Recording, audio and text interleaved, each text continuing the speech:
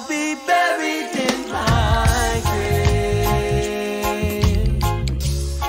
before I become a slave. Yeah, yeah, yeah. But it seems like since that day, yeah, yeah, we have sorely changed.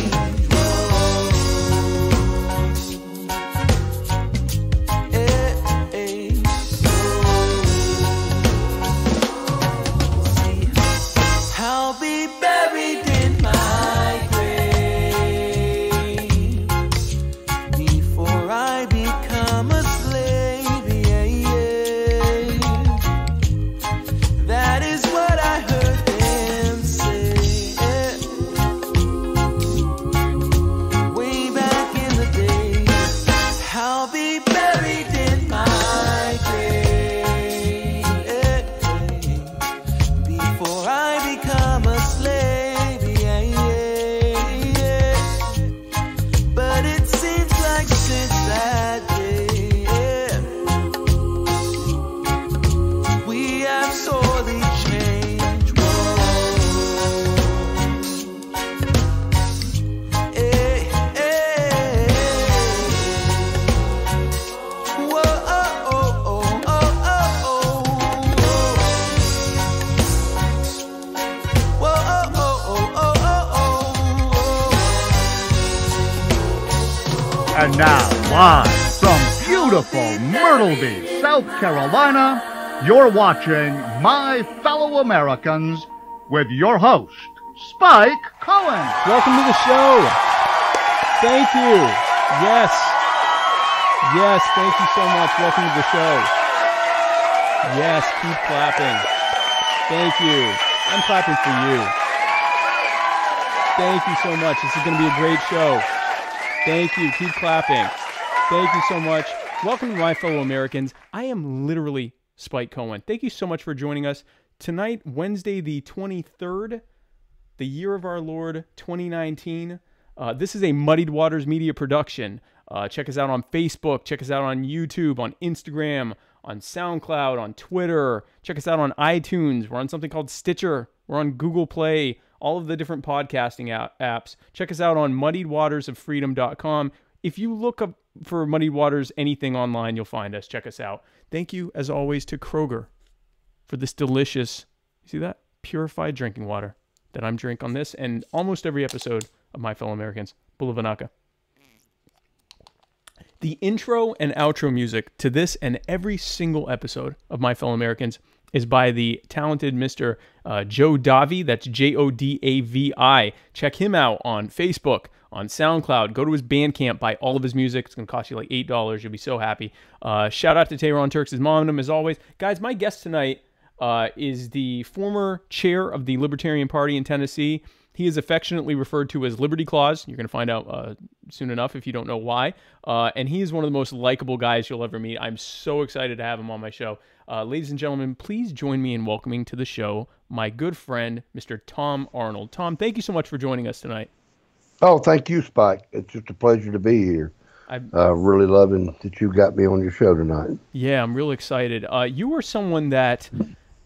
So I've had a lot of guests, and I'll tell people, oh, I've got such and such on my show. And without fail, there's always someone who's like, oh, I can't stand that person. I don't think there's anyone who exists, if there is, I haven't met, who doesn't, if not love you, at least really, really like you. You're about the most endeared person I think I've ever met. Well, I do have a few enemies, and there's some of them on Facebook. So, you know, I do have a block list. And okay. I'm sure there's people on there that have blocked me, you know. So anyway, but that's okay, you know. I can't get along with everybody. I think they're the ones that they actually have a fetish about the ashes and switches rather than you know, good Liberty presents for Christmas, you know. Right. Yeah, they're getting statist coal in their stockings. Yeah, it must parallel my enemy list because I haven't met any of these people that don't like you. But yeah, I am honored to have you on the show. You're an absolute gem of a human being, and I've been looking forward to this all week. So thank you so much for coming on. Well, I'm glad to be here. Well, thank you. So one of the things that oh, by the way, guys, if you are checking this out, feel free to comment with any questions or thoughts that you have, and I and Tom will let you know if you are right or wrong. Tom, one of the first things that I always ask my guests that come on is, we know you're a libertarian, so I usually ask them to describe their politics, but we know you're a libertarian. How long would you say that you've been one, and what would you say brought you to libertarianism? Have you always been a libertarian? Was there an aha moment or a gradual, evolution over time? Tell us about that. Well, no, I spent 40 years in the Republican Party. Okay. But libertarianism, it's always been endeared to me but I came to it not through Rothbard or Hayek or Mises I came to it through literature. Civil Disobedience by Thoreau, Emerson in his writings, Walt Whitman, resist much, obey little. That's where that's my educational background. That's my love is literature, and I found libertarianism as a philosophy in the Transcendentalists, and because the whole thing is, it's that the idea that not just rugged individualism, but individualism to live your life as you feel free to do, and after being so discouraged with what the Republican Party was proliferating in its propaganda and trying to say it was principle, right. I finally just had to leave and come on into the Libertarian Party in full.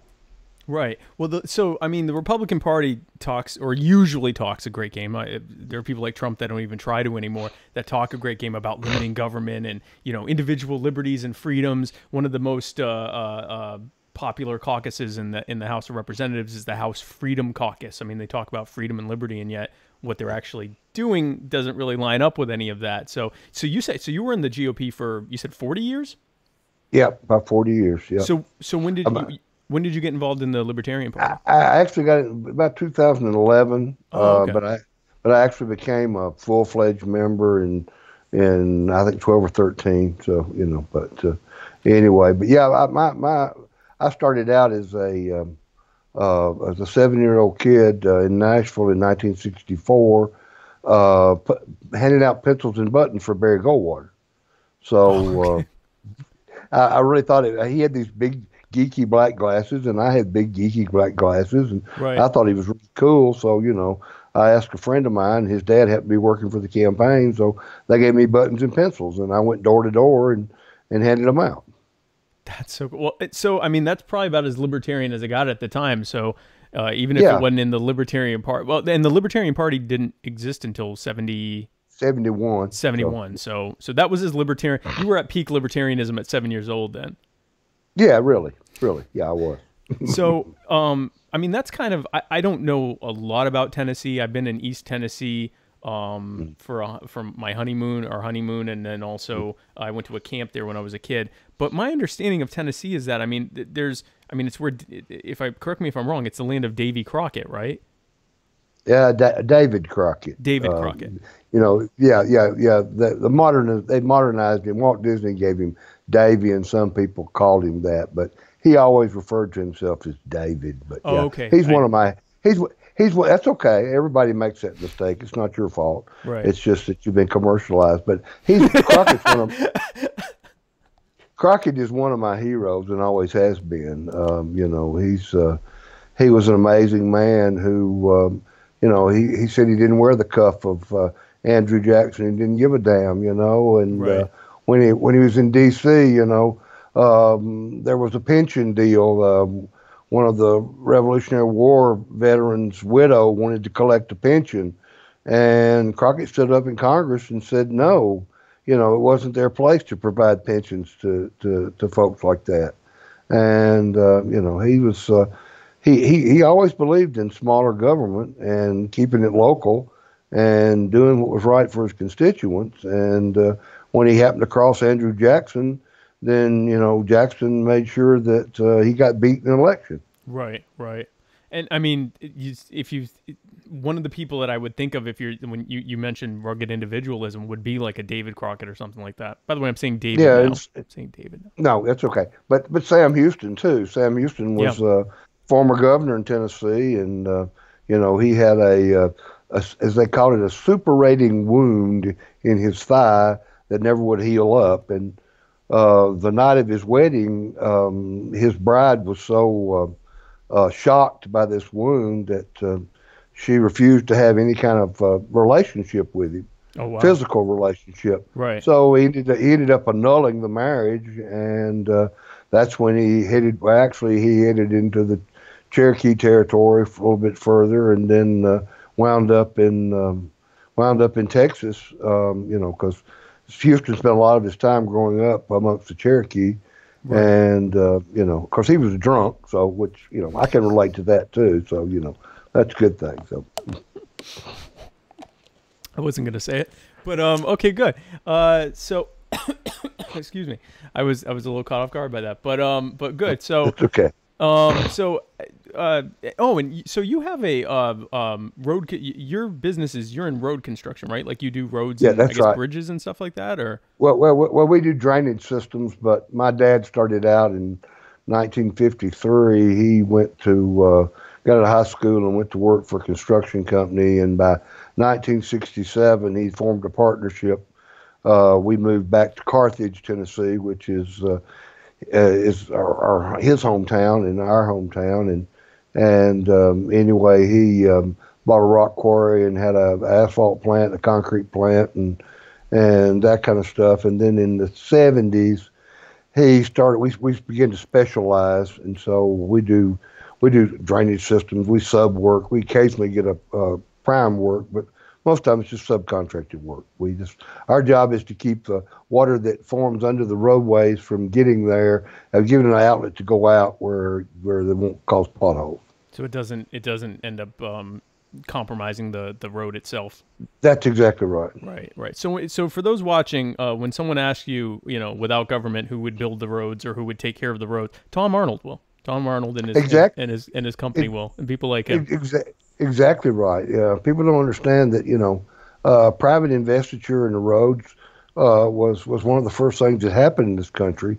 Wagon roads and trails, they weren't government sponsored, and there's even I've often heard tell that the very first toll roads were run by the Cherokee Indians coming into this part of the country, and of course. Their thing was, you pay the toll or you die. We'll kill you. A toll's a toll. I mean, that's right. Run through one of these tolls real fast and see what the police do. It's probably not far off from what the natives would do. So that's right. But in the early days, communities kept up their roads. Right. I've heard many stories of different communities where, and not just keeping up their roads, but if they had a toll road. Maybe a widow and her children were in charge of running the toll gate and collecting the fees.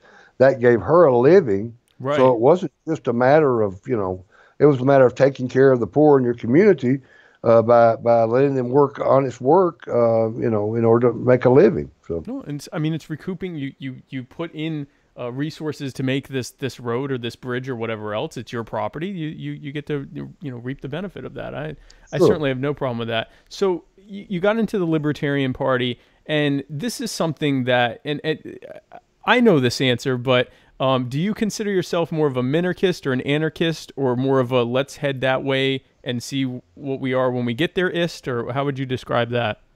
Oh, I'm an anarchist, no doubt, Spike. I love it. I mean, I'll just tell you, I have a 500 square foot house on 15 acres in the hinterlands.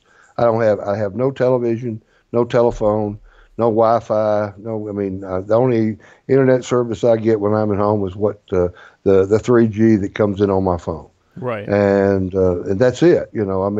My goal is to have a sustainable farm where I can sell produce to individuals or through a CSA community organization without, that's when I retire, that's what I want to do, I be within the community and live small and not worry about the rest of it. Right. And all government can serve to do in that scenario is make that harder and more difficult for you and more painful for you. So, and they do every day, because what they've done to the family farms, we talk about family farms. Well, family farms were subsistence farms, and family farms were farmed out of business by the government. because they put more controls on them. There may be there at one point in this county there might have been 30 people that were actually milking cows, and everybody milked at least one cow. But there's probably 30 farms that actually milk cows to produce milk for the general consumption. And, there might be 3 now in that county. Well, because between the state and federal regulations, the barrier to entry is so high to be able just to comply with the basic regulations. Smaller farms can't compete with that. So, I mean, those regulations are geared towards, I mean, you know this, but, those regulations are geared towards making it easier for the large businesses, which can easily comply with those things, to, crowd out any potential competition. But what it also does, in the case of farming, it actually stops the ability of people to be subsistence farmers and to, trade locally with other farmers, which is what this country was built on. I mean, it was an agrarian society where people, shared their different stuff with each other. So it's sad to see that. And people have to eat, Right. I spent time in the early 80s on a dairy farm, working on a dairy farm outside Chapel Hill, North Carolina.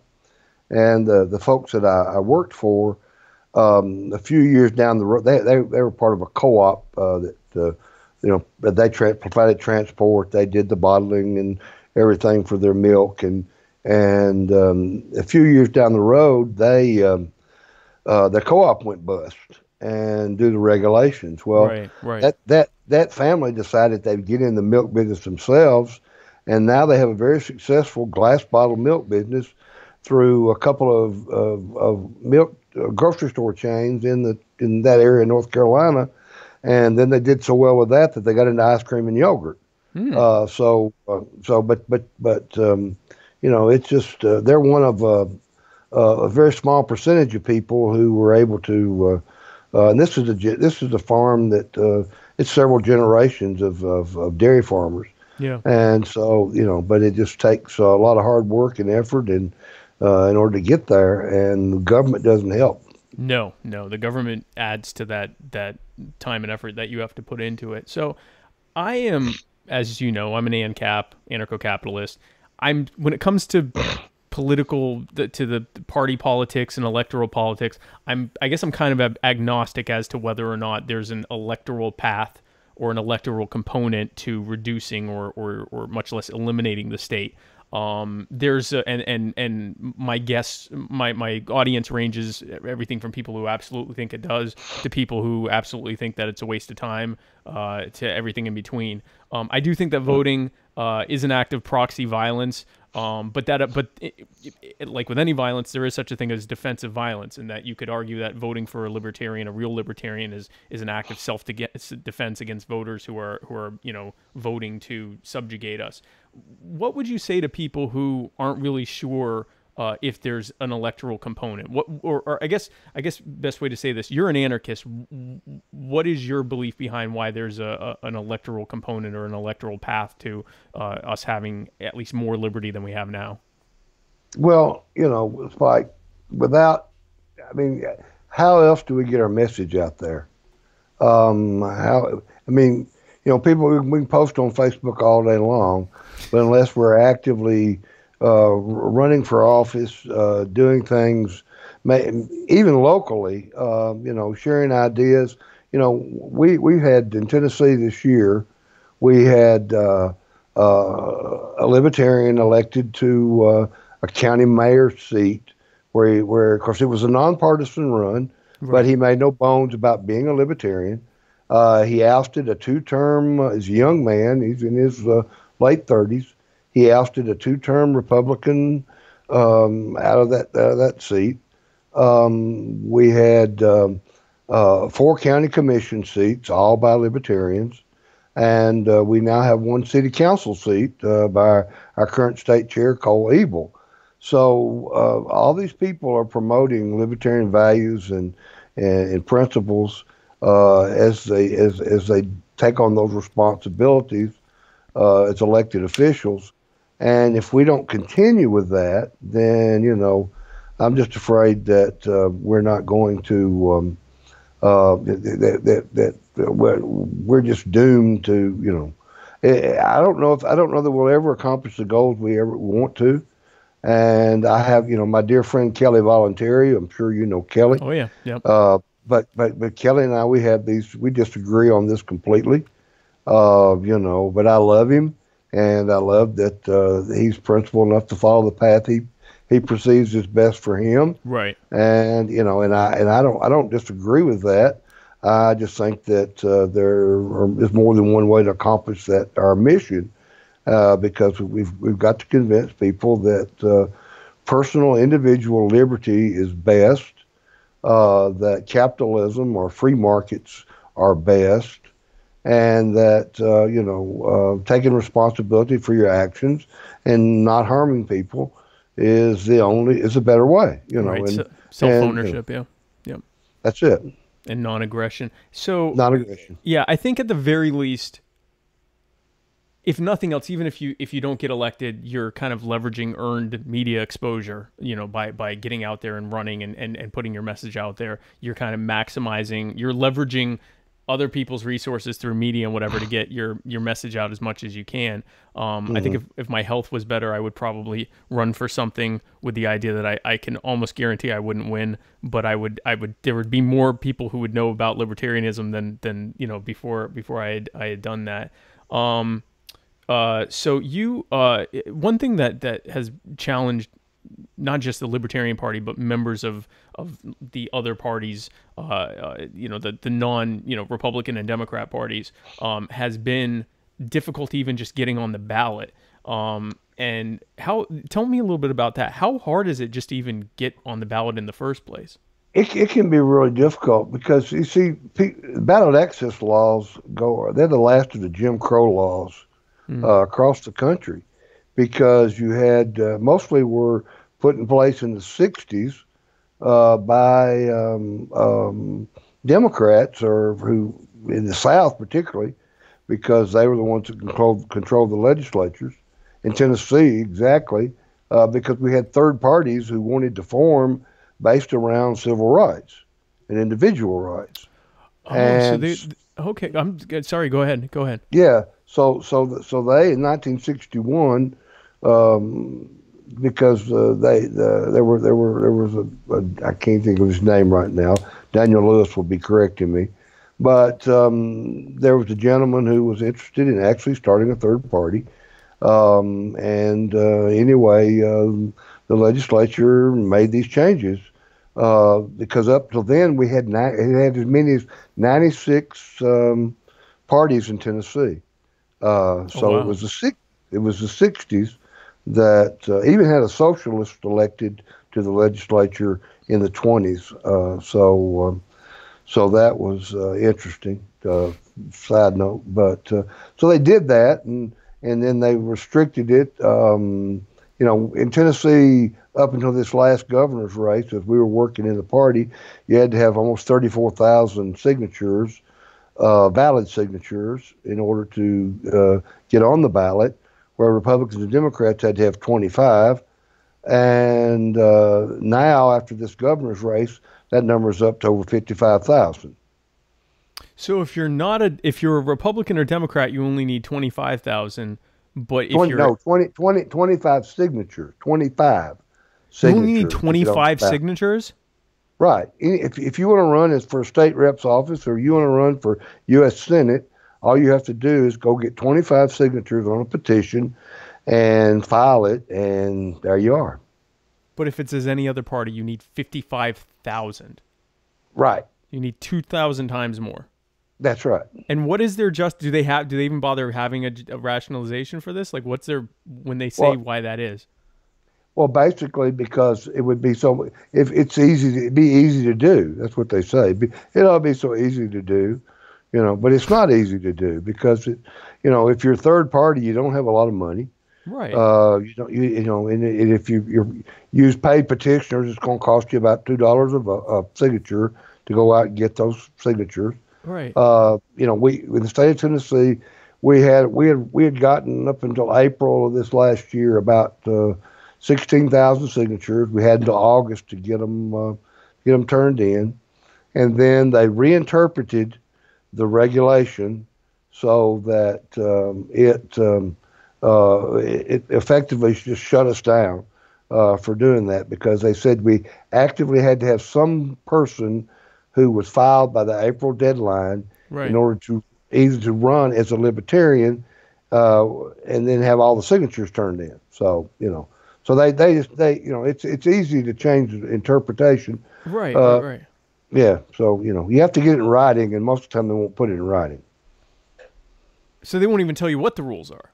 No, well, they're there, but then they won't tell you. They'll tell you, oh, yeah, this is the rules, until they see you're getting close, and they'll say, oh, no. And then they change the interpretation They change the interpretation of it. Oh, my God, that is crooked as hell. So these Yeah. rules, so I didn't realize this. So these rules are relatively recent in, I guess, American history. They're like you said, they're Jim Crow era laws to basically keep, I guess, black people from running for office or non-Dixiecrats from running to office.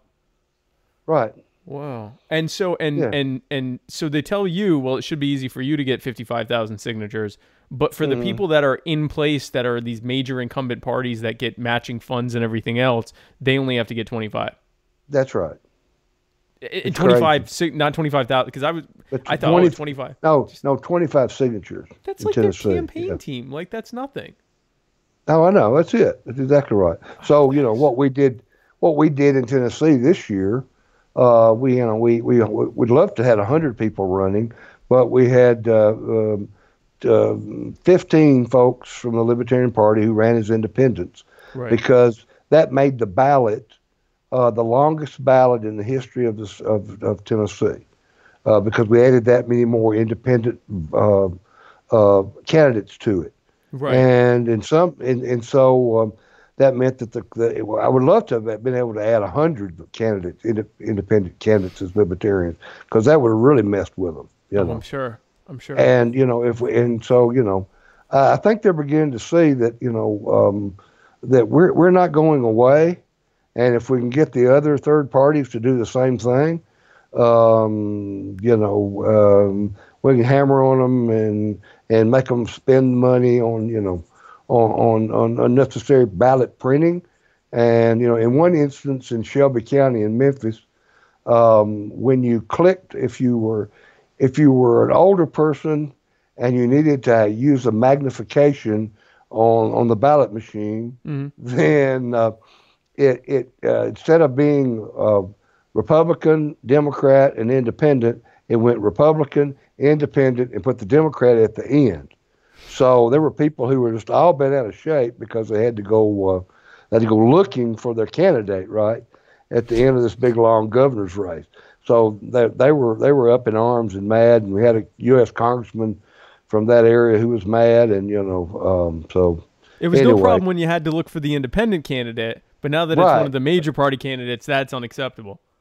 That's exactly right. That is crooked as hell. That is absolutely ridiculous. So let me ask you this, because one of the things that a lot of third-party people, I don't really hear it as much in the Libertarian Party, but I hear it in other third-party peoples. They talk about these different proportional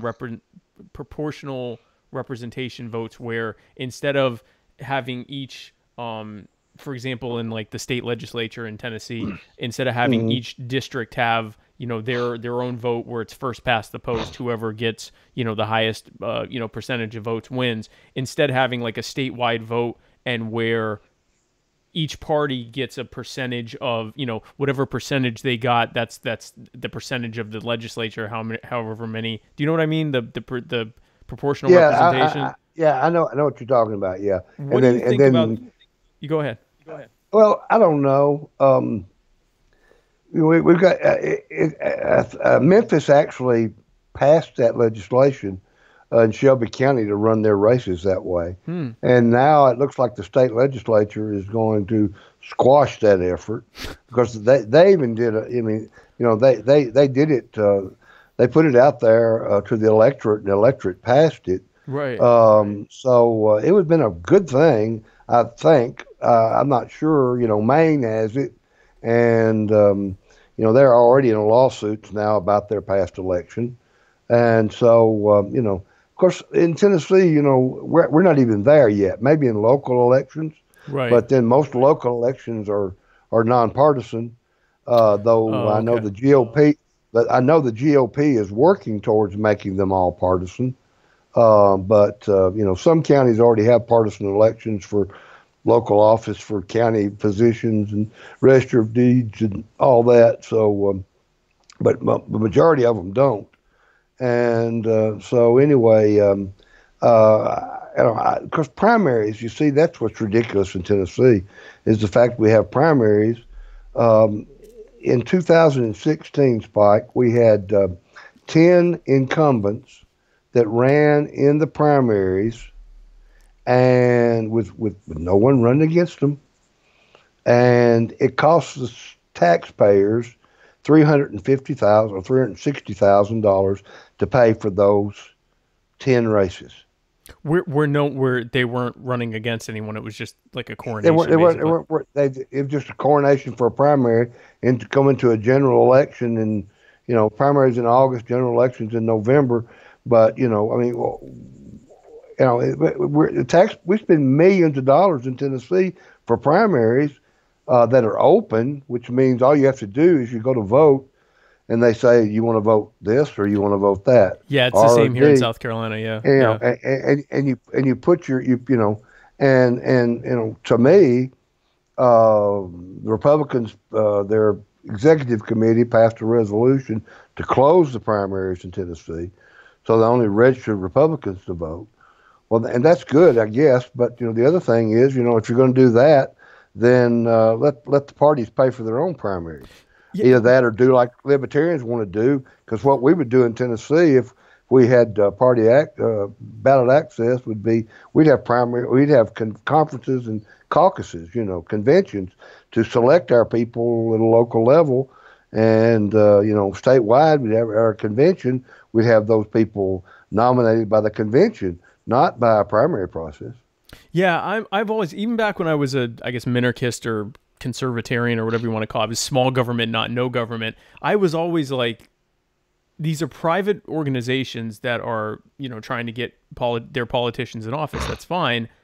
Pay for your own damn primaries. Like if you want to have this where you don't just have like a conference like how the Libertarian Party has, where members go and do their thing. If you want to actually utilize this ballot system where the general public can vote much more easily, then pay for it. Like, why are the taxpayers paying just for two parties to do this? And that makes no sense. And the arguments that you get is, well, if you have too many choices, then you end up voting for something you don't want. They have the dumbest rationalization, but it all boils down to, we just don't want competition. We're fine with competing with Democrats, or, the Democrats, we're fine with competing with Republicans, but, don't give us any other, anyone else to have to run against.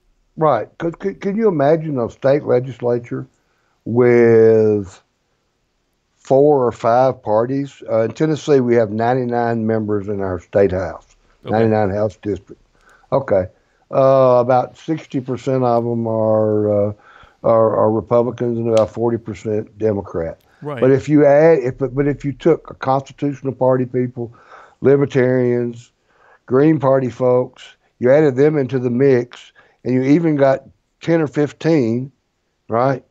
Then right. It becomes a game changer for making real compromise and for effective, maybe a little more effective government. If government can be effective, which you and I both know it's hard to do, but it would at least. So I think the biggest thing is that.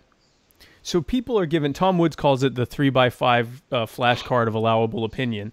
And people are presented with this idea that there's Republicans and Democrats, and that they span the entirety of the political spectrum. Like, you're either a Republican or a Democrat or a moderate. You're somewhere in between. Right. And that's the whole prism of politics. If these other parties were even just had a couple people, if you had in that 99 person legislature, if you had 8 of them that were, a couple of libertarians, a Green Party member, a communist, the socialist, whatever, Constitution Party, Reform Party, right. Some independent that just ran on his own, whatever. Right. people would be exposed on a regular basis to the idea that there isn't just this binary choice between red and blue, left and right, A and B, and that there's actually a very wide spectrum of opinion that you can have, and that you're not crazy if you have that. I think that is the biggest, again, we're both anarchists here. That is the biggest threat, that having even a handful of people in there, not that they necessarily could change legislation because they could get a majority, but just that the general public would be exposed to the reality that what the tiny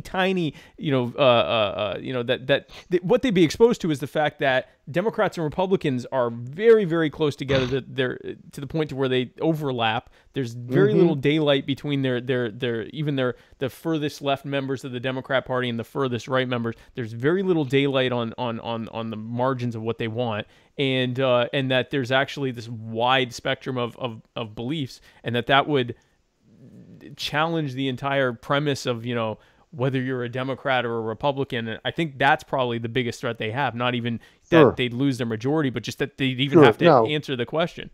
Answer the question. It'd be like it'd be like Mr. Smith goes to Washington. Exactly. The whole idea. The whole idea that somebody could take to the House floor, could speak about an issue that's not one side or the other, that presents a whole different perspective. Completely different. And it lets people know that there are different perspectives. And see, that's why I think that voter apathy, 47% of the people in Tennessee, 47% of the registered voters in Tennessee do not vote.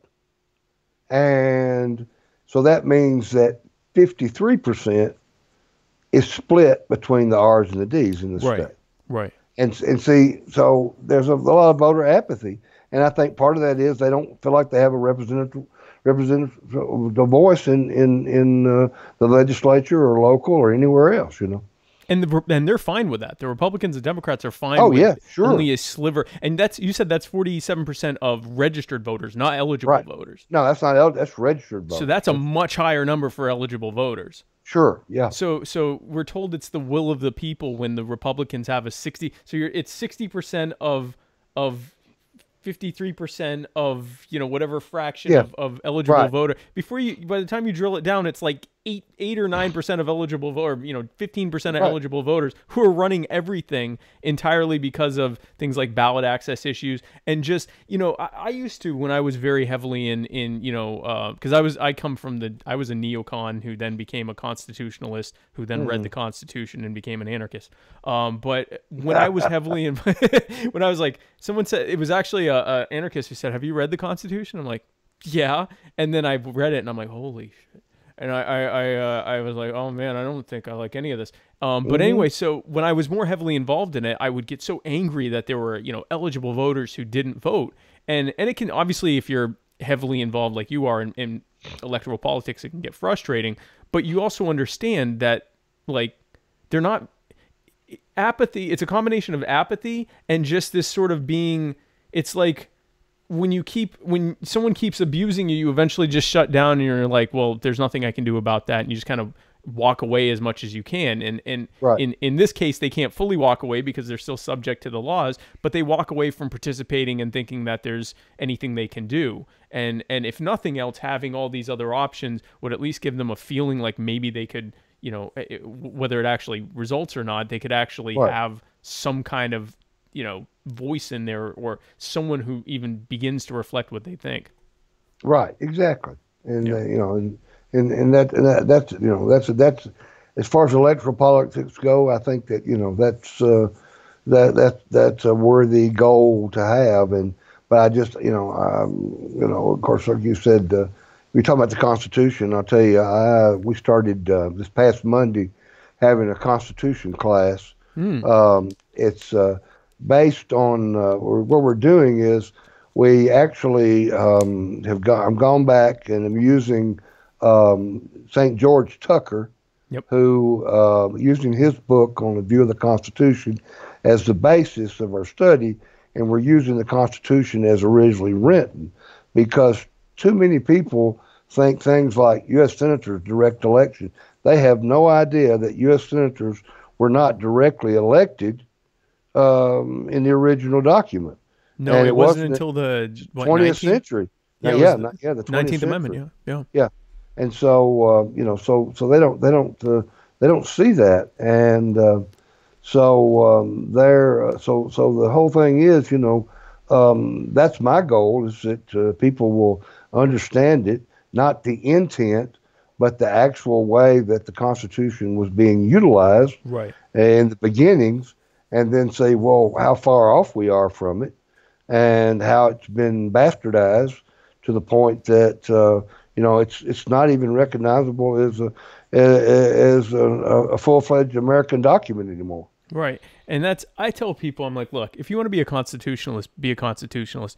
Read the Constitution. Like if if this is the hill you want to die on, know what the hill is. Because if you read it and you go, yes, this is 100% what I want, and if you look at it within the historical context of how it's played out, I hear Spooner in my ear saying it. Yeah, I know. But but regardless, if this is what you're going to be, know it. Like actually know it. This is like, and another pet peeve of mine are people that are very religiously devout, Christians, Jews, whatever, have no idea what their religious documents say, and it's like, buddy, I shouldn't know more about Christianity than you. But yeah. So I mean, if you're gonna, so it's I love the idea of an anarchist doing a Constitution class. Who better, right? Yeah. But really. The people who, it's funny, the people who know, especially like the first 7 articles, the people I know who know the Constitution the best are almost, there's a couple that are like conservative constitutionalists. Almost all of them are like either anarchists or radical minarchists, where they like the only thing they want government to do is to be able to sort of like an Articles of Confederation government, where like they can summon a voluntary army and then crowdfund it to ask to pay for it. Like, I mean, it's almost like an HOA that can form an army if it need be. Very few that walk away from reading the Constitution and more importantly reading it within the context of the arguments between the Federalists and the Anti-Federalists and usurping the Articles of Confederation, and then the immediate acts that were done under the constitutional government. Almost without fail, they're either anarchists or they're just really hardcore, like government needs to be tiny. Very few of them are like, I'm a Republican. Right. Well, let's take the issue of immigration, Spike. Yep. People always throw up the 14th Amendment as being the basis for children born of immigrants, non-native immigrants, having citizenship. Well, but both Tucker and Rawls, in his book on View of the Constitution, both admit that birthright citizenship was started with the 1820s. It was commonplace. It was every day. It was the part of the Immigration and Naturalization Acts, right? It was part of the Constitution itself. There wasn't even an act prior to that. But the interpretation was, the understanding was, that if a child was born in the United States to immigrant parents, it automatically had citizenship. Right. Rawls says that in 1829, and Tucker says that in 1828, and because that issue was, it was very simple. It was just it was a matter of not because but it was also a matter of when that child reached manhood. Of course, that was when men were the ones only doing voting, but when that individual reached manhood, they could make a decision for themselves whether they wanted to retain the citizenship and be a citizen here. But there was no need for them to not be citizens and have to make that when they matured. So. Right. They couldn't, as minors, make that decision for themselves. And immigration enforcement was left to the states because it wasn't actually mentioned in the Constitution. So by virtue of the 10th Amendment, it was left to the states or to the people. And which is why we didn't have any immigration restrictions until the 1870s, I think, 1880s? 1880s, yeah. With the Chinese Exclusion Acts. And I love pointing this out to Republicans. I say that the court rulings that said that the federal government could control immigration, they use the exact same skewed definition of the word commerce in the Commerce Clause that that John Roberts later used to justify the Obamacare mandate. Like literally the exact. They said, well, commerce could mean anything, so therefore the federal government can control it. So like every terrible rule that Republicans hate and say is unconstitutional, it started with them using immigration as the template of saying, well, we could call that commerce, and now you can control that. Well, that and interstate commerce, anti-miscegenation laws of the 60s, you know, and then the gay marriage laws. When the legislature of Tennessee decided to take up legislation to oppose gay marriage, I told them you're stupid, right? Right. Because you're going to waste your money, because the same interpretation that the Supreme Court gave for anti-miscegenation laws, they're going to do for gay marriage. Because they're that's consenting exactly adults. what, because and that's what they did. You know, interstate commerce came into it because of so it's just you know, and we in the state of Tennessee wasted $2 million paying off their opponents' lawyers. And they spent no telling how many millions of dollars of our own fighting a cause that shouldn't have been fought, because number one, the state doesn't need to be in marriage to be involved at all. Yeah. That's a sacrament, you know. As far as I'm concerned, and if someone wants a civil union, then more power to them, you know. But listen, I mean, here's the thing, and I consider myself, I guess, somewhat of as much of a traditionalist as an anarchist can be, but it's none of my business.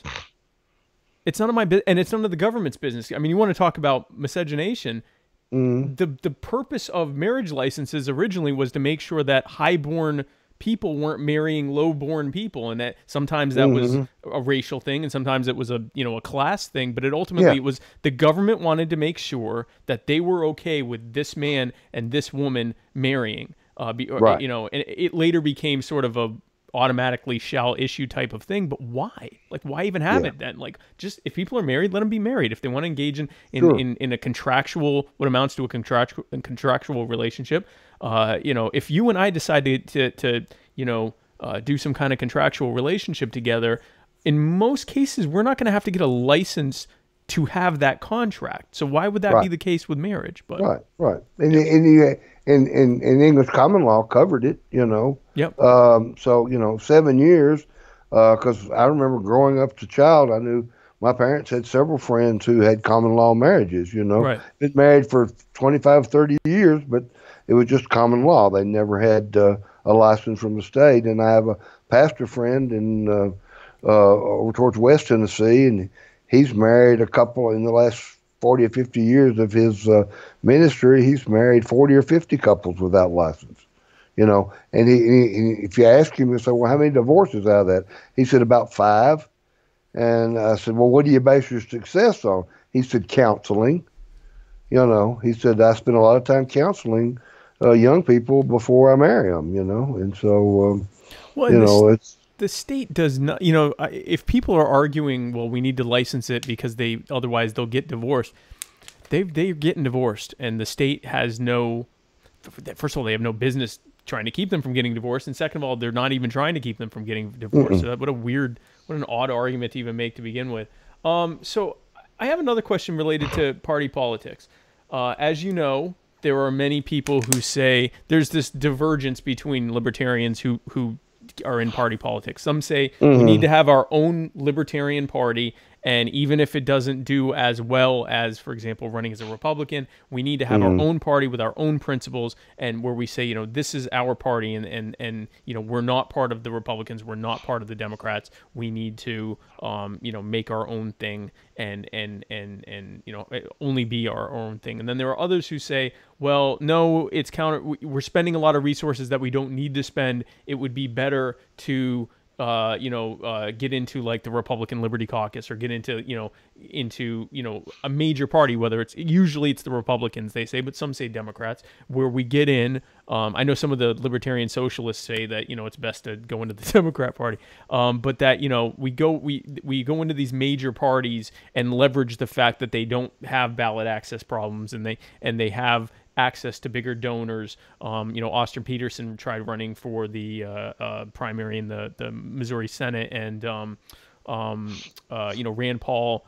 I call him Ron Paul Light. I'm not sure how I think he's more of a conservative than a libertarian at this point, but he's arguably the most libertarian person in the Senate. And you have like Justin Amash and Thomas Massey and people like that. You're obviously a Libertarian Party guy, but what is your reasoning for doing with the Libertarian Party as opposed to, trying to co-opt the Republicans or one of the major parties? Well, co-opting Republicans, we don't have the money, we don't have the resources to even co-opt the Republicans. And look at it this way: Ron Paul, Justin Amash, Tom Massey, Rand Paul, yep, Mark Sanford, right? That's 5 of liberty-leaning Republicans in 30 years, right? Both Rand and Ron were knocked out of presidential nomination by the rank and file of the Republican Party, and the elite. Neither one of them wanted them. They didn't want to hear what they had to say. Both knocked out of running for president. So I just don't see that. Even Ron Paul's replacement in Congress is not a liberty-leaning Republican. You'd think that in a district that continually elected him to Congress, that they would have a congressman to succeed him who was liberty-leaning, and he's not. And so, those are rare instances. And I have respect for most of those guys and the work they're doing and what they're trying to do. Tom Massey I have a great deal of respect for because, if you saw the little Facebook thing going around called The Swamp, you saw that, Tom Massey, he owes the Republican Reelection Committee for the House over $1 million that they claim he needs to be raising for them. He refuses to pay it, because that's not what he's there for. Right. And so, so I said, that's all well and good, but there are a lot of libertarians that would never become a part of the Republican Party. And I still think it's just a waste of time. And I know that it's a hard sell, but we saw tremendous growth in 2016, and hopefully in 2020 we'll have a candidate who is standing on libertarian principles, who's working with down ballot candidates to help them get elected, who's I don't care whether they're a media darling or not, as long as they're out there willing to hit the ditches and do the work. That's the biggest problem with most people. They don't want to get down the ditch and dig it out so the water will drain off. Instead, they want to just walk down the road and hoot and holler and type on their keyboards, And that's true of most things, though. That's true of most things. That most people would rather be like, "Hey, that's terrible over there. Oh, that sucks. I hate that," and then not do anything about it. Right.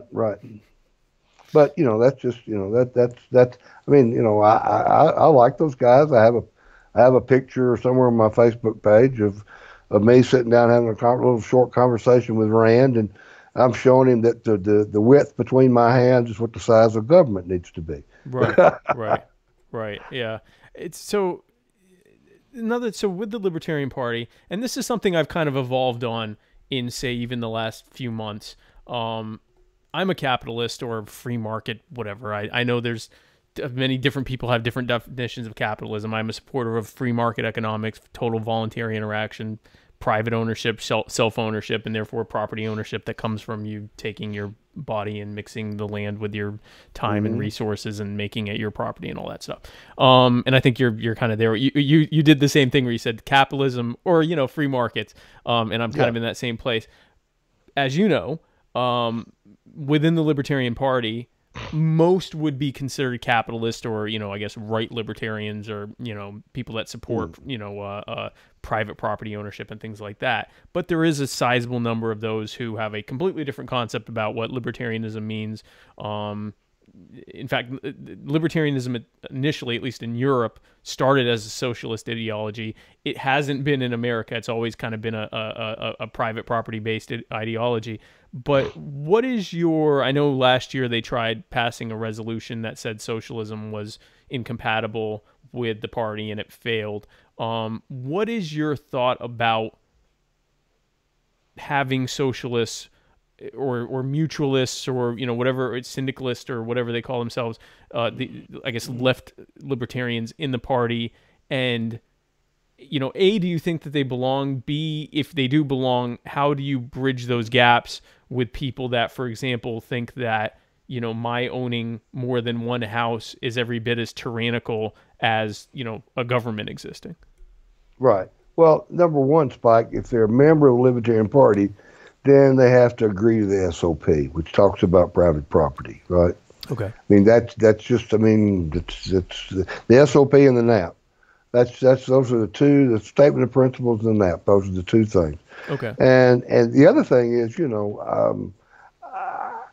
I just tend to, when I know at convention, there were several of them that I had seen on Facebook, and my solution was they just need a big old hug, and they just need to be loved back over to the side that says that what they're promoting is, it's like in this business here, we've got 25, 30 employees, and but the end game of this family business is that we pay our employees well. We don't pay them scale; they pay them above scale. Right. They're like a family. We very seldom have to replace anybody. We have people that've been here 30, 40 years. We just continue to go on. So it's not like a corporate. And then I think that's most of the socialists that we see is they're angry about corporate America. Right. Well, but as anarchists, we are too, right? I mean, Yes. the whole idea is that, social welfare or welfare in the United States is not just about social welfare. It's about agricultural welfare. It's about corporate welfare. It's about the state of Tennessee spending $900 million in subsidies, tax breaks, infrastructure to bring Volkswagen to Chattanooga. Right. And added 3,000 jobs. But it's like I told them, what if you just spent $100 million and offered 1,000 businesses across Tennessee, mom and pop businesses, $100,000 apiece? In small business tax breaks or entrepreneurial tax breaks or whatever. Right. How many jobs would they add? Would they, with $100,000, there'd be 3,000 jobs, and that's spread across the state. And it's not tied to one corporate entity that almost closed its doors because they lied to the federal government about their about things they weren't supposed to lie about. So they spent $900 million to get 3,000 jobs? Yes. Is that $300,000 a job? Yes. Doesn't seem like a good investment, huh? It's not a good investment. Oh my gosh. But you cannot tell economic development people that it wasn't a good investment, Well, no, because they're all Keynesians. That's right. I love where they'll take a surge protector and plug it into itself and say, "I just created electricity," and that's how they think with economics. Yeah, we have a industrial park in West Tennessee that they 100 and something acres of land that the state's been developing for the last 8 or 9 years. They've spent almost $200 million on it, $200 million, and not the first business has gone into it, not the first one. So it's just it's ridiculous, But then you have a guy come up on the interstate who has a distillery, and he puts a road sign up, and because he's too close to the interstate fence, the state makes him take it down. I think I remember hearing about that. I heard about that, and then I heard about another one where a guy kept asking the government to build either an off-ramp or something that would go onto his property. And they had already approved it to be done. They just never funded it. And they didn't do it, and they didn't do it, and they didn't do it, and they didn't do it. He built it himself, and now they're fighting him to take it down. And he's like, I used your exact specs. I used your exact, easements and whatever else. I had permission from it because it's my property, so it wasn't like anyone else's property was involved. No, and I did it, and they said, no, you can't do it. And, how is that helping business? But I agree with, go ahead. Yeah, and another thing I'll just tell you is crazy. We have a solar farm in West Tennessee, and the state legislature defunded the project, right? So effectively killed it, right? Okay. 2 years later, the Department of Transportation built an access ramp to it off the interstate that goes just to the solar farm that's been defunded. Because they already were planning on doing it, I guess. Yeah, and instead of canceling the project, they went ahead and built it, which goes to nowhere. It's almost like when people spend someone else's money, they don't give a crap where it goes.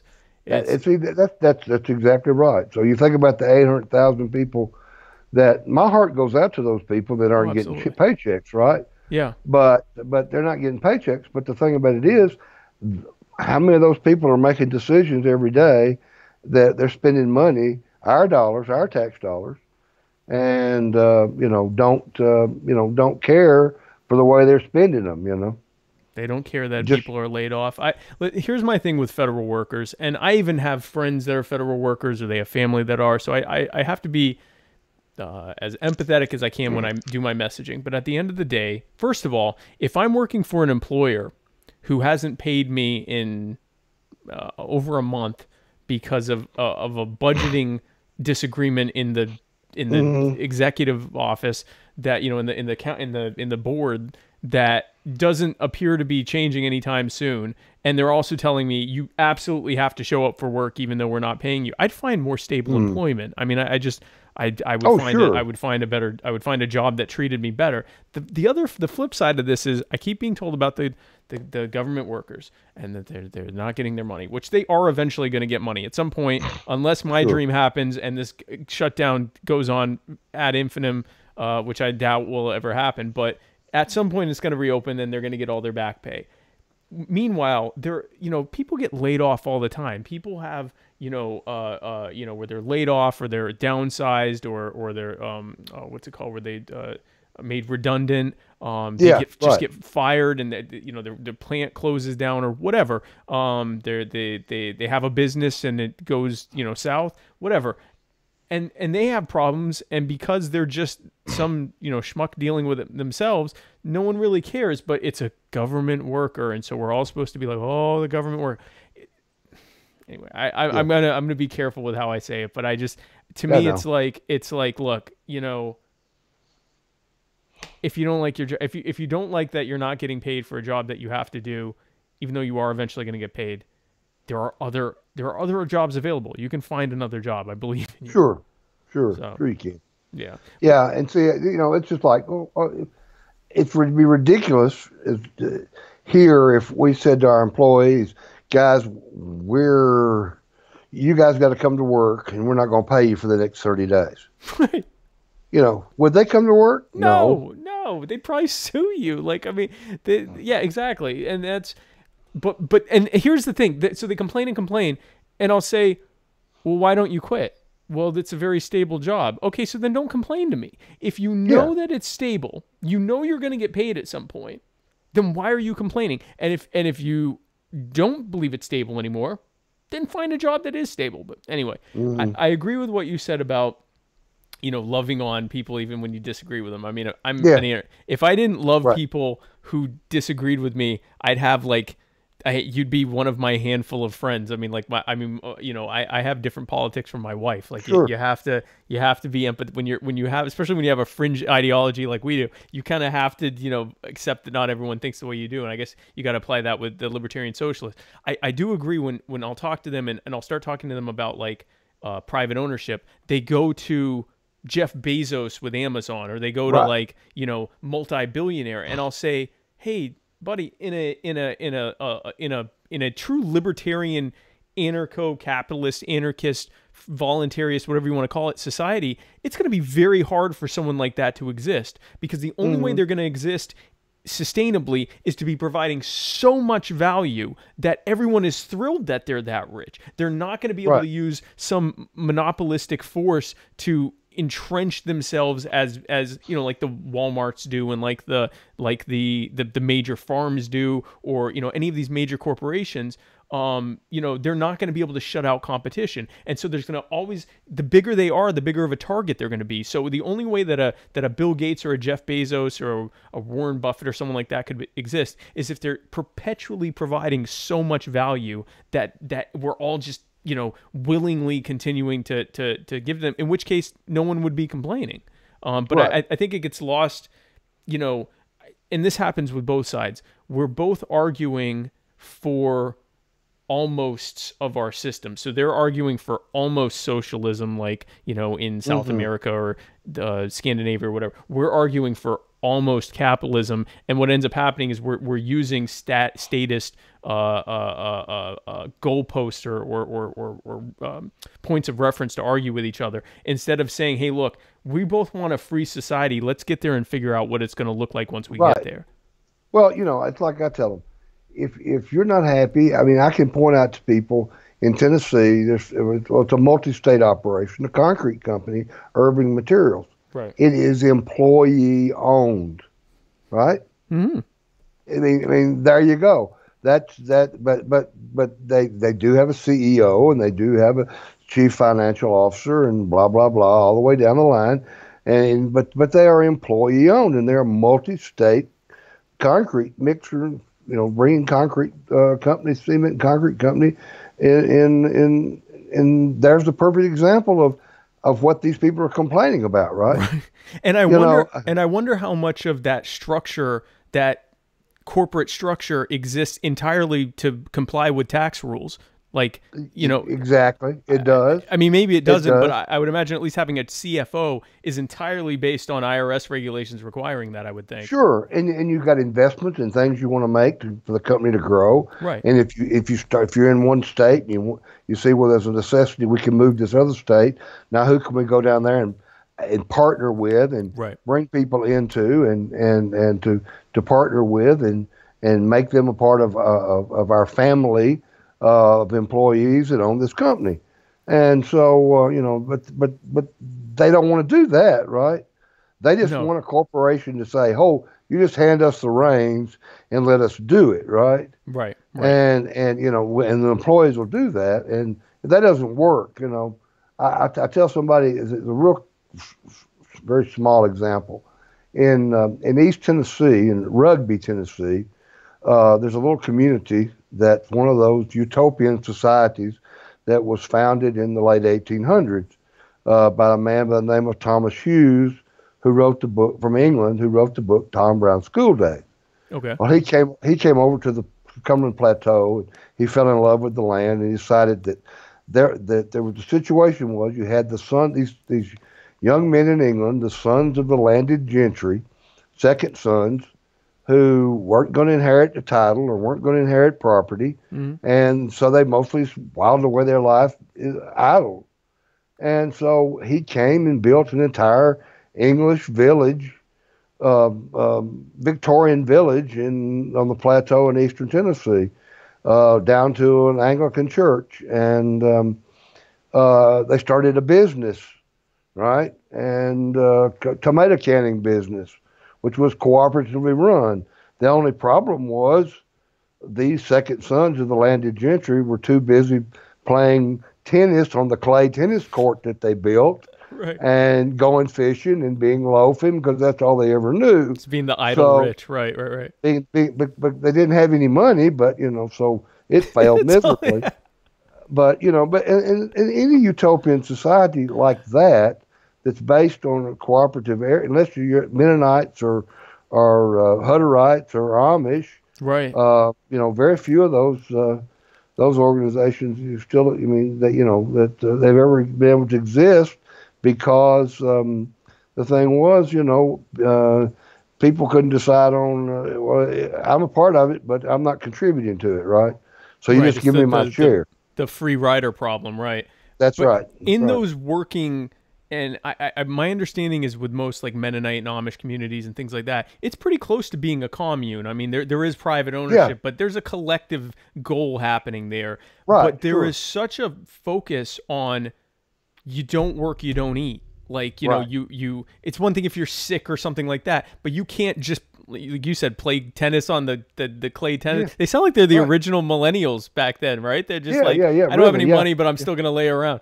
Yeah. It's a dig to my fellow millennials. But the you know, in these communities where it's not communism, because communism requires the elimination of all states and Right. everyone is Right. worldwide collective, which is why Right. there is no.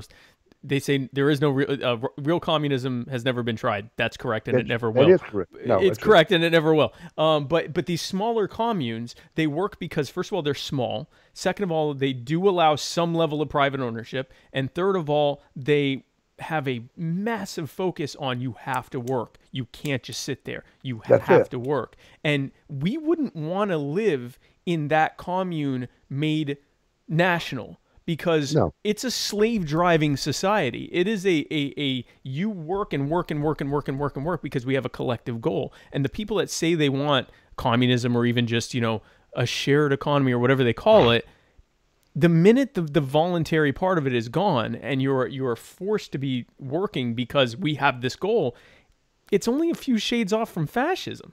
That's right. And see, the thing about it is, you look at those you're talking about, the Mennonite, Hutterites, Amish. Right. They're not wealthy people. No. Right? They're not corporatists. They're not starting big corporations. No. And operating. Their life is very simple. Yep. You know, and most of the socialists that I know, they don't want a simple life. They want to be able to live urban, downtown, you know, be urban sophisticate, Yep. and have and all that. They don't want to live a simple life. Which You is know, fine. so- I'm somewhere Yeah, oh, between yeah. those two. Like I live in a suburb.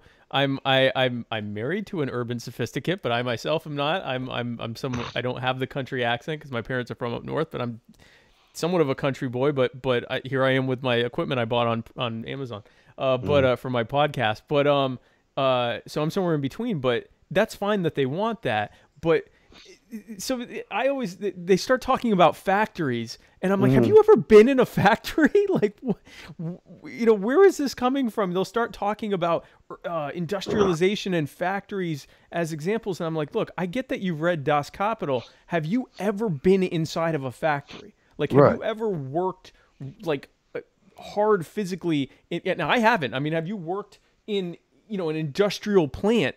And if not, what the hell are you talking about with factories? If someone gave you a factory, you and your friends a factory tomorrow and said, okay, here, you've seized the means of production. What are you going to do with that factory? Yeah, exactly. And the thing about it is, and they don't realize that is the industrialized America is dying, right? That's the other thing too. Yeah. That's it. I mean, you know, there's no the steel mills, the automobile manufacturers are about the only thing left that's major industrialization, and people are being replaced daily by robots.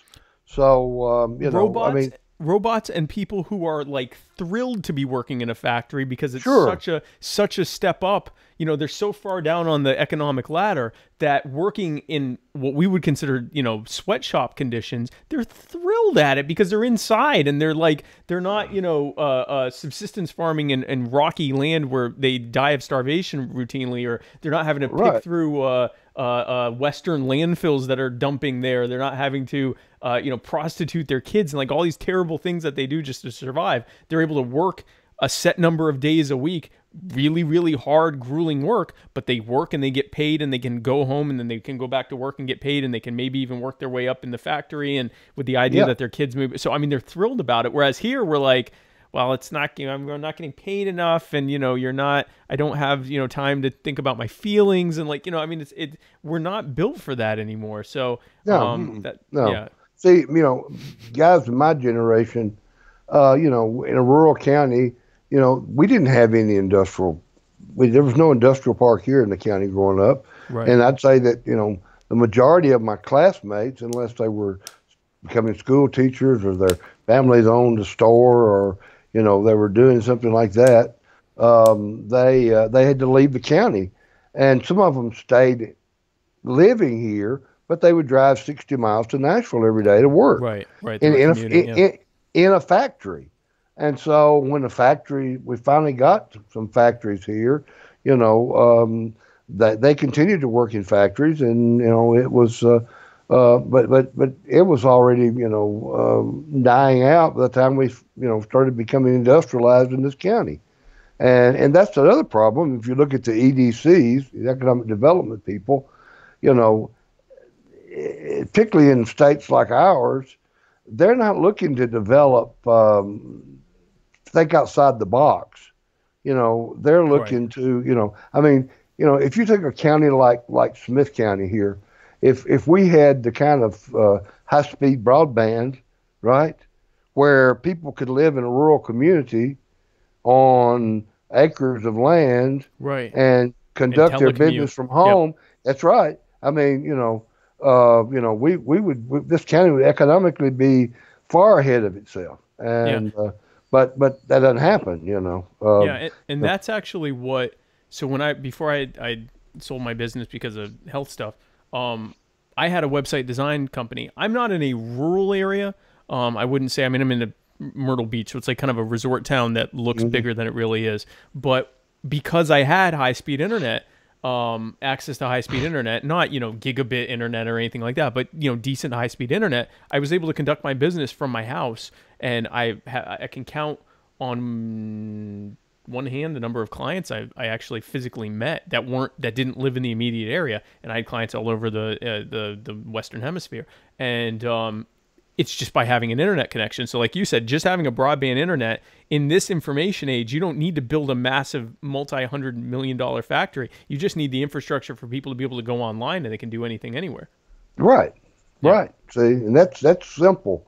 And but yet government has to interfere with that exactly, and keep people from and then the mindset of those of AT&T and Verizon and people like that, Google even bringing into a rural area, they don't want to do it because they don't see the customer base, but they don't see that if they did that, then their customer base would expand exponentially. Of course.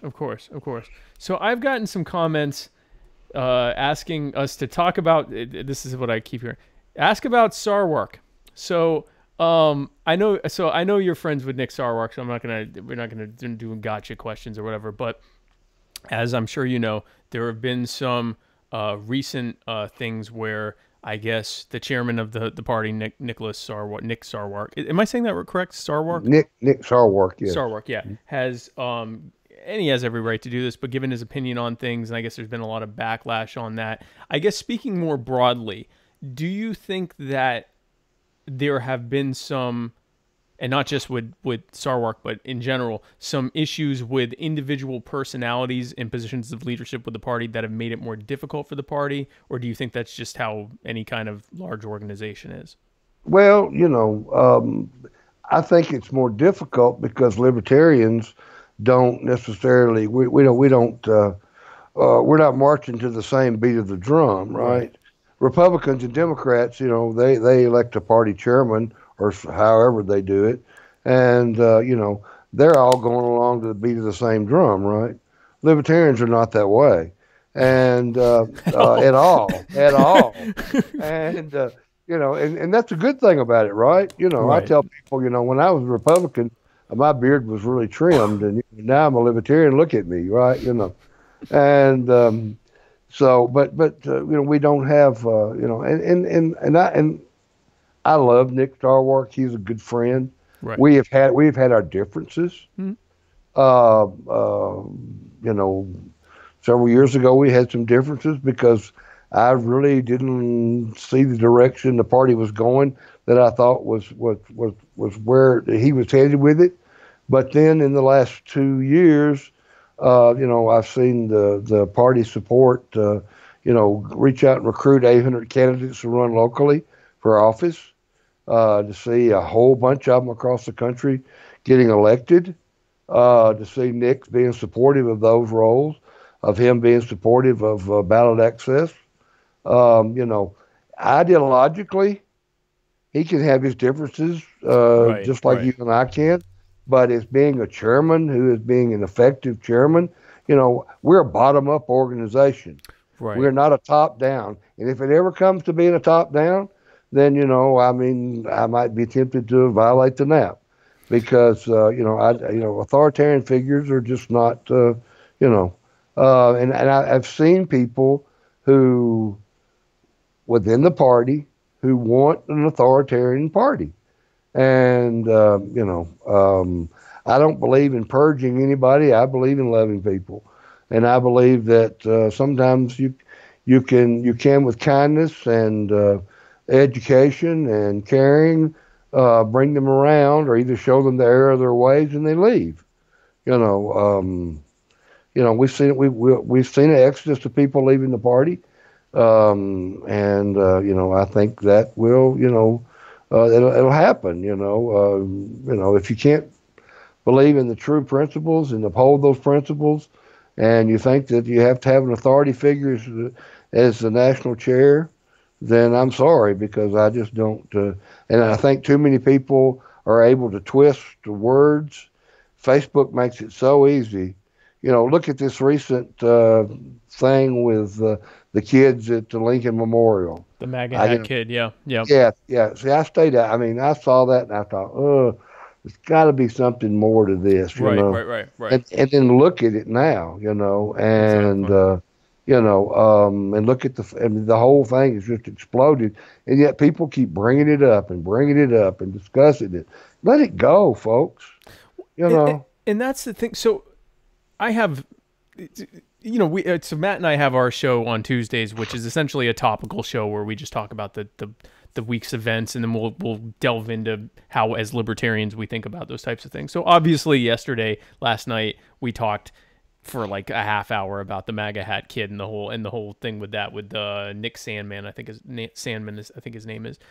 But that's also what we do. Like we talk Sure. about, I mean, we also talked about a guy who was on a plane who was telling the flight attendants to, wipe him after he went to the bathroom. So, I mean, we talk about a lot of things on the show. Like, it doesn't have to be important for us to talk about it. But in reality, whatever your opinion is of what happened there, whether the kid was in the wrong or the native guy was in the wrong or the black Israelites were in the wrong or there's some combination thereof, none of that affects us. Like, no.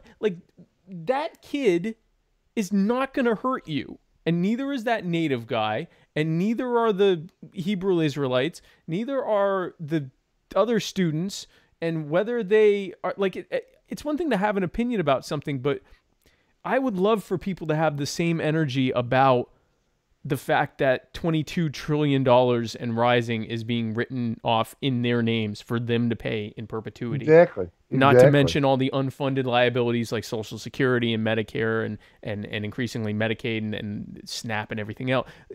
I just or the sheer number of people that are being caged for engaging in voluntary commerce. The sheer number of they'll get mad about a specific person that got hurt at the border or whatever, but it's like they don't look at the systemic of I just would love to see the same amount of energy either for or against the MAGA hat kid, for people in foreign countries that are scared when it's sunny out because that's when the drone bombs can get to them.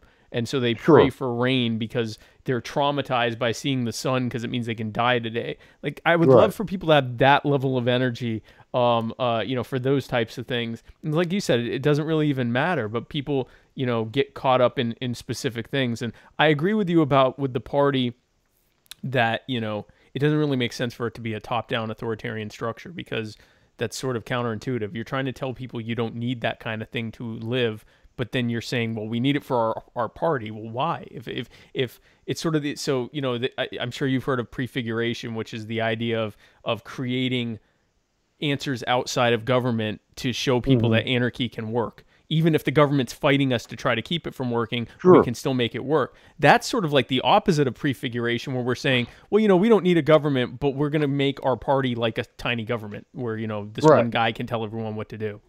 Right. You know, and that's ridiculous. You know, and absolutely, and I'll tell you, funnier than that is the flack that Brent DeRitter and I caught this weekend from posting our pictures to Alex Merced, right? People give you a hard time about that? Oh, yeah. You wouldn't believe the flack that Brent caught more than I did. But there were people going, oh, that's ridiculous. Why would you want to do that? That's just dumb. You know, that's just, you know. And I've had so many people who, because they saw somebody with an Alex Merced picture, right? Right. And they accepted their friend request. No, I know. A lot of because they knew that they were That's because they knew they were a good guy, you know. It must be good if they got the Merced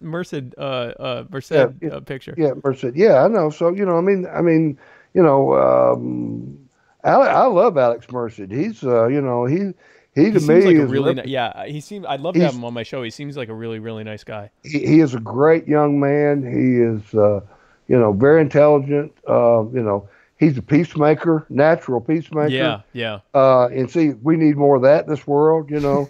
And in this party. Definitely in this party. And so, you know, Brent changed his picture to Alex, and then another person did, then I did, then I challenged people for 24 hours, and Brent did, and the next thing we knew, it just went crazy, you know. Right. We're out, and it was fun. And Alex, he got a kick out of it. Yeah, he thought it was fun too. Yeah. Yeah, and he even made more fun of it, and you know, but you know, people wanted to come down and say, oh, you know, this is dumb, this is stupid, this is, you know, Alex Merced is not. He's milquetoast. And I'm going, well, you know, I don't mind having a few milquetoast people in this party. Yeah, you know, so I mean, why? Because he's not going to argue with you for 6 hours on the internet. Like, and I'm someone who will argue. I will argue. If you're out there, guys, let me make me the big one. Guys, if you would like to argue with someone about something that I disagree with you on, I will do it. I am definitely that guy. But not everyone is like that. So what's the problem? If Alex doesn't want to argue with you on the internet for several hours like me, then what's the problem? Just come to me. Well, I bottom line is, I think it's that, you know, some of the people that were upset about it, because, you know, they're the people that think being audacious and waving dildos in a convention hall is a great thing. Well, it didn't bother me in the least that they did that at the convention hall, but you know, but they're mad about a profile picture. Yeah, and they're mad about somebody like Alex Merced who doesn't go along with things like that. You know, or just, you know, they're just, you know, but they got to be contrary. There's always going to be contrarians. And, you know. If you're mad about the Alex Merced picture, then you just want to be mad about something. That's it. That's exactly, I mean, honestly, because I saw it, like, I have MS, so I nap a lot. Like, I know, and I don't violate the nap. I nap. I am a big believer in the nap. Yeah. Like a couple a day I take. So I was on one of my naps. It was like a 3-hour nap. I wake up, I go on my Facebook. Everyone's profile picture is Alex Merced, and there's people posting, "You're not a real libertarian unless you change your picture to Alex Merced as wearing a Virgin Mary Guadalupe pendant or whatever." And I'm like, "What the hell happened?" And so I just thought it was funny. I remember I was like, "No, I'm going back to bed." It was funny. And I saw that. I ended up like, I think I made a couple pictures of Alex where I put him on the Guadalupe Virgin Mary on some stuff and whatever, and he thought that was funny. And it was like, it was just a joke. Like, yeah, it's a joke. If you're mad and the funny part was that, see, that's his high school photograph that's on his wall at his mom's, and his mom actually, he had a choker on, and she glued the medallion onto his choker. See? And so that's where the picture came from. So it's wonderful, you know. It was hilarious, and it was so good. Like, it was just, and like you said, it actually had a good benefit in that. Sure. I accepted a few friend requests because I have like, I don't even know how many at this point. I've stopped accepting unless I know the person, because I've accepted a few people that I instantly regretted. So now it's like, if I don't know you, I'm not accepting. Or someone isn't, you know, referring, you know, saying, "Oh, accept this person," or whatever. But seeing the Alex Merces, I'm like, well, they can't be too bad because whatever. And obviously other people did that too. So there's some massive networking that happened over what was essentially like a drunken joke, right? Like, yeah. Because Brent and I were both drunk. So, right, exactly. But there's not like, I mean, no one was hurt. Like, no. Like I said, if you're mad about I didn't realize there was any heat over that. If you're upset about that, you really just want to be mad about something. Yeah, like, exactly. Truly, like you truly just want to be mad. So right, but that's part of the problem, I think, in the LP. You got a group of people, or groups of people who want to be mad about something all the time. Right. And let's just get the job done. Let's get out and fundraise. If we're going to keep the party going, we got to fundraise. We got things to do. Let's recruit candidates. Let's promote our principles. Let's continue to let the folks that are doing great work, developing things like our CRM, and that's going to be a way for all that data to be used. It's just like a candidate runs for office in 2018, and he's tied to the CRM for the national party. Then a candidate comes along in 2022 and runs for that same office. All that information is available to them. Right. See, we've never had before, right? That's sort of a standard of what you have to have now is a CRM, a centralized database, right? Yeah, and so if the party's doing that for candidates, that's a very positive, and you not have to pay for it, right? I mean, the party's providing it. It's already in place, right? It's already in place, right? Then it's just you got to have a database, and so folks will be able to understand. And to be honest with you, Spike, I didn't even know what the hell a CRM was till about a year and a half ago, and now I do. So I can even talk about it. So. It's something you need. Like, I mean, it's crucial. But like you said, like, what the hell is a CRM? But and I know from my line of work what it is. But it's absolutely crucial to have that centralized. I mean, I do some odds and ends sales stuff now, and when I talk with the people, I'm like, we have a CRM, right? We're not just like trading emails of who to call. Like, we have a central. We're all looking at the same thing. It's crucial. So I have, and thank you again for coming on my show. This has been an absolute blast. I've had so much fun talking with you. Too. Yeah. I have one more question for you before I give you a chance to do final thoughts. Okay. And this is something I think I'm going to start asking all of my guests. Tom Arnold is president. Okay, he gets elected. You get elected president. You are president. What would you say are the first 2 or 3 things that you would want to do as president? The first 2 or 3 things I would do as president, I would ask to meet with Congress, and I would tell them that any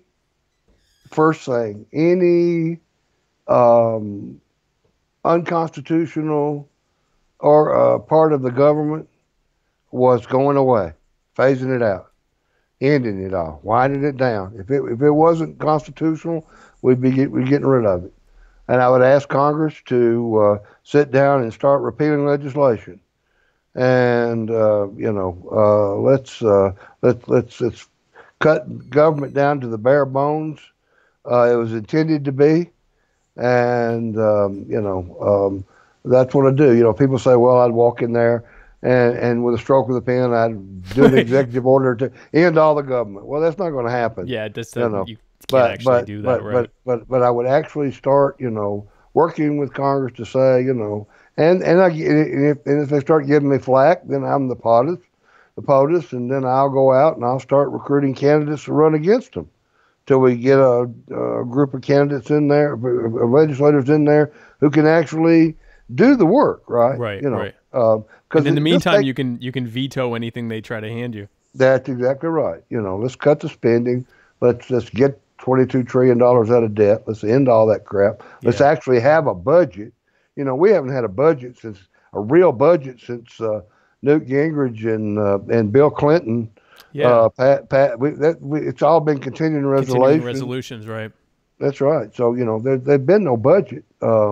They say, well, we passed a budget. No, you didn't. You passed a continuing resolution. You funded government. You didn't pass a budget. That's exactly right. So, that's that's pretty much what I would do if I were POTUS. But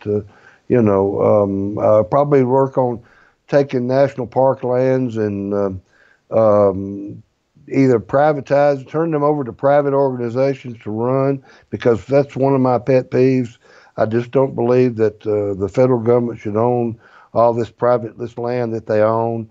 That it needs to be in private hands, and if they want to maintain it as a park, then let a private organization take on that responsibility. Right, charter it as a park, and then let them take care of it. Right. That's right. Let them go fund me to do what they want to do with it. So, very good. So, guys, if you want a tiny government, Tom Arnold for president. Draft Tom Arnold for president. Well, thank you so much again, Tom. And before I let you go, any final thoughts that you have? Anything that you wanted to talk about that we didn't touch on? Anything you want to promote? Anything that you want to say? The floor is yours. Well, okay. I'll say this, Spike. I appreciate what you and Matt do, really do, because young people, you have my heart. I don't have any kids. I don't have any children of my own. I'm almost 40. Yeah, well, you're and I'm 61. Okay, I'm old enough to be your dad. Fair enough. But you guys have my heart, because if I can do one thing with the rest of my time on Earth and being a libertarian, and that's helping young people to become self-empowered, to take responsibility for their lives, if they believe in government, that to run for office. Because I'm going to tell you, Spike, not a single solitary one of the legislators in Washington, D.C. will vote to end Social Security. They won't. No. They don't care about it, and anybody that's working has to pay into that. And, odds are they'll never collect a dime of it. Somebody, even people your age, will probably never collect a dime of it. No, So, and let you decide what you can do with your money for yourself, Yep. And that's what I believe in. I'm just an old fart who cares about young people, who cares about them being empowered, having a voice, and raising that voice, and accomplishing what it is they want that's best for them. And I think libertarian principles, whether it's in the party or whether it's, living an existence outside of that, being a pure anarchist, living outside of that, if that's what you want, as long as you're not hurting anybody, go for it, Very good. Very good. Tom, thank you so much. It's an absolute blast. I hope I can have you on again soon someday. Oh, anytime, Spike. Yeah, it is great. I tell people you're like my libertarian second father that I've never met. So I really do appreciate it. Guys, thank you so much for joining us for this episode of My Fellow Americans. Be sure to check out Muddy Waters Media tomorrow on Thursday. Check out Matt on the Writer's Block. He's going to have Joshua Smith on his show. He is the current at-large representative for the Libertarian Party. Is that correct? Yep, that's right. Forget it. And he's also running for the chair of the California Libertarian Party. And then have a great weekend. And then check us out again next Tuesday on the Muddied Waters of Freedom, where Matt and I will be talking about all of the things that have happened in the past week. There's already been a ton of things that have happened even just since yesterday, so it's going to be obviously a action-packed show. So yeah, check us out tomorrow on Matt's show, or check Matt out tomorrow on his show with Joshua Smith. Check us out on Tuesday, and then I will see you again next week. Thank you again for joining us, and God bless you.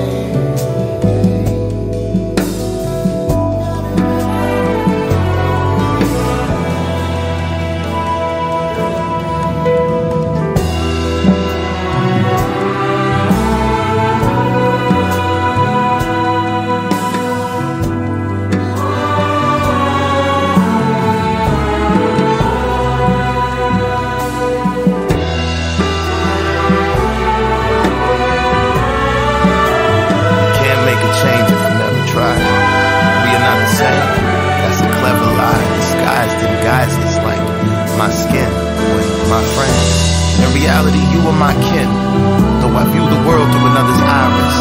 If you slide in my kicks, it might fit. We might just unite and come together, become hybrid, at the least slightly like-minded. Indeed, the life I've lived brings light to kindness. All you need is a sign. Put a cease to the crimes, put an ease to the minds like mine. Sometimes darkness is all I find. You know what they say about an eye for an eye, in a time when the blind lead the blind. Who am I to deny? I would cry when a loved one dies. I recognize that body outside, bullet holes in the body that was alive, now confined to a chalk outline. Find out how, but you never know why. It ain't even make it to the news at 9. It ain't even make it to the news at 9. That's my sister, mother, father, brother, son. That's one of mine. Hold these tears, I close my eyes, open up to only find I'm in line. There's a pointless murder happening all the time. Either lose your life or mine, caught up in them versus die. That ain't how it started, nah.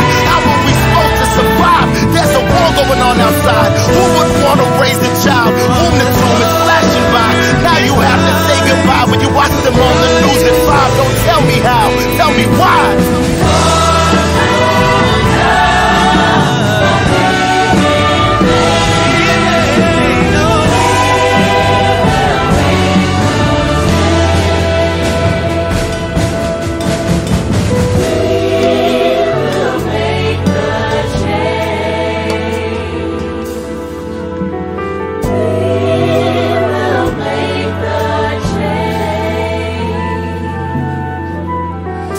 We